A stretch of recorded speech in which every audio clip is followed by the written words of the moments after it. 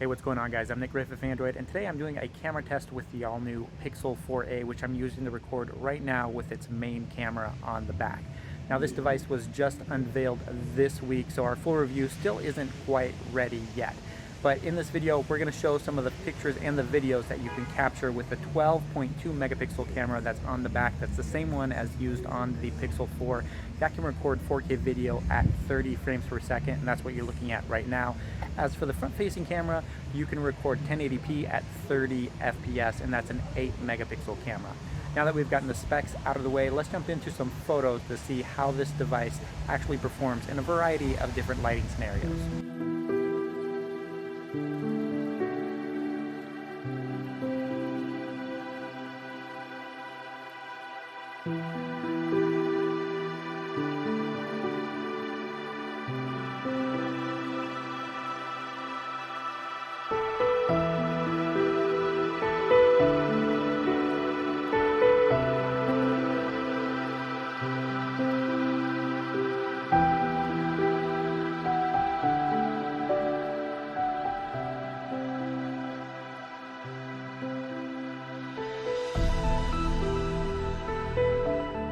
As for the front-facing camera on this device, you're only looking at 1080p video at 30 frames per second, but honestly, that's really not that bad. Everyone wants 4K 60 FPS, but once you push those higher frame rates and the resolution, the sensor isn't able to capture as much light, and that's really important because usually the front-facing cameras on devices are a lot lower quality than the ones we get on the back of the phone. By limiting the resolution and the frame rate, this is capturing more light, leading to a clearer image for the video with not as much noise, which is kind of nice. And here's a look at the video quality from the Pixel 4a in 4K 30 FPS. If you do want to shoot 60 FPS, you'll have to bump things down to 1080p. But honestly, this is probably good enough for most people, even though it's not the highest frame rate.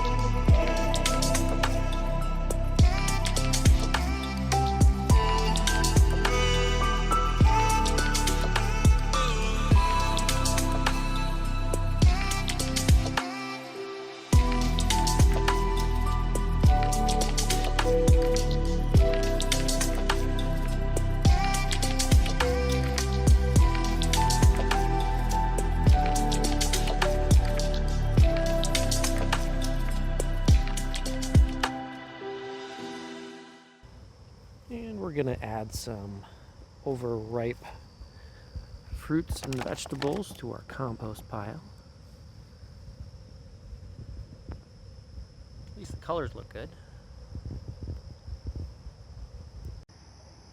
And this here's a look at 4K video from the rear camera shot at 30 FPS, which is the max setting for the Pixel 4a. It is a cloudy and rainy day today. I'm going to show you what the image stabilization looks like. I'm going to zoom in here a little bit. At 5x zoom, the video quality doesn't look incredible, but as you can see, it is pretty steady, something that you typically don't get without the optical image stabilization.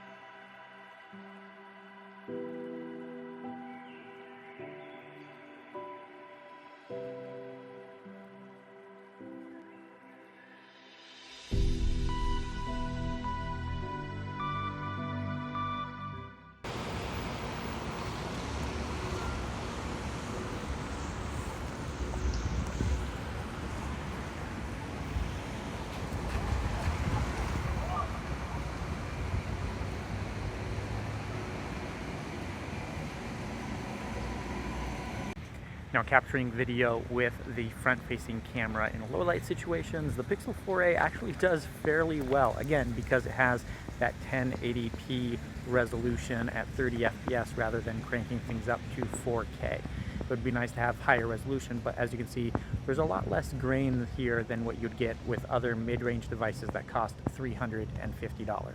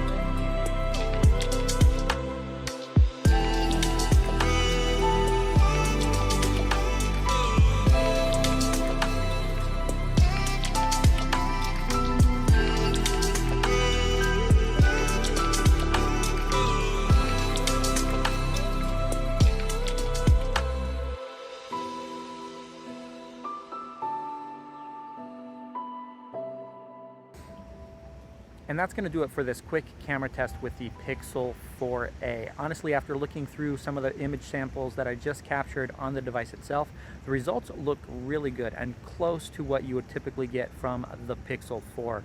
Using that main 12 megapixel sensor that the Pixel 4 used actually makes this probably one of the best smartphone cameras in the mid-range segment, probably even up to $600 to $700. And having optical image stabilization on that rear camera is amazing for taking low light pictures and keeping video steady even in low light conditions. Again, something that you rarely see on a mid-range device.